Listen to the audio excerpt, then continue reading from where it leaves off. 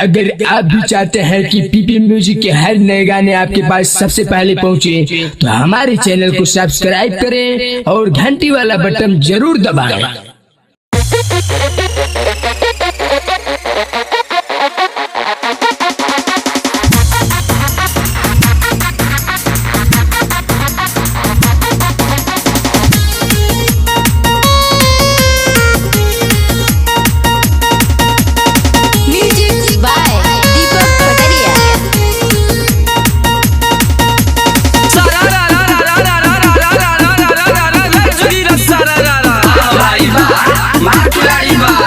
होली में चोली के बढ़े लबील भाई बढ़े लबील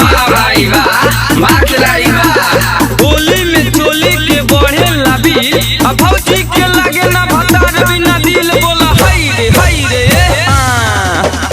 भैया हो गईले दिल्ली भौजी रहतारी फिरी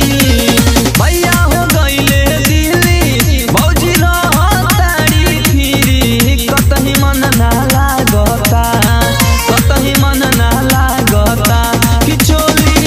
भाई बाटे भाभी भतार करारी चलावता कि चोली भाई बाटे भाभी भतार करारी चलावता।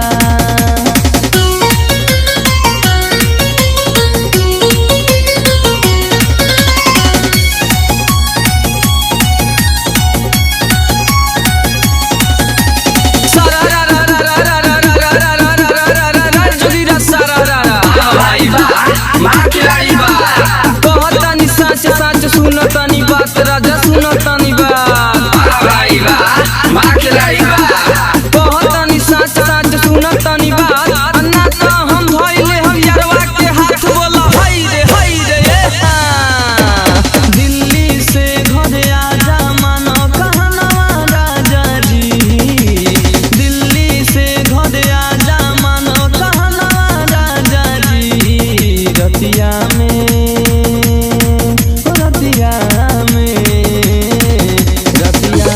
रोए से जिया पलंगवा राजा जी रतिया में रोए से जिया पगनवा राजा जी।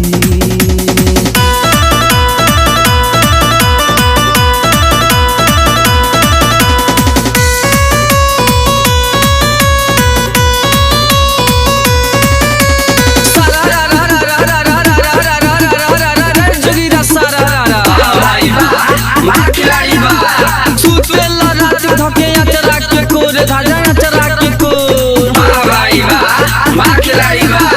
सुतेला रात धके अचरा के कोर आया हाथ काहे टूटोवे लगोड़ बोला हाय रे राजा जी करा के जब से लई ले गवाना हो लई ले गवाना हो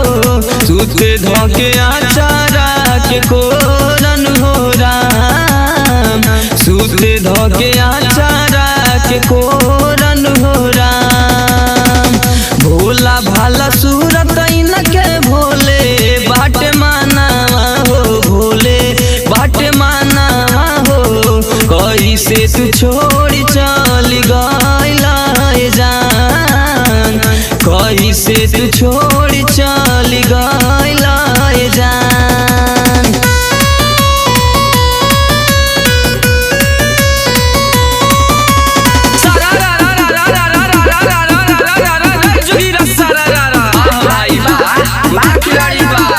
होली में भौजी के भरत नहीं के पेट भाई भरत नहीं के पेट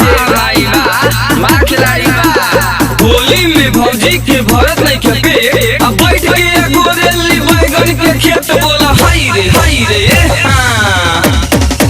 घादावा से कतहु जाले उठे ना कवादावा हो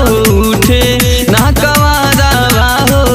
गिरे लागे आँखिया से लोरन हो राम गिरे लागे आँखिया से लोरन हो राम नीके लावत सतरंगी पिया साड़िया सतरंगी पिया साड़िया हो दीपक कुमार जाने हालन हो राम दीप दीपक कुमार जाने नहालन हो राम। गवाना करा के जब से लई ले गवाना हो लई ले गवाना हो सुते धके आचारा के कोरन हो राम सुते धके आचारा के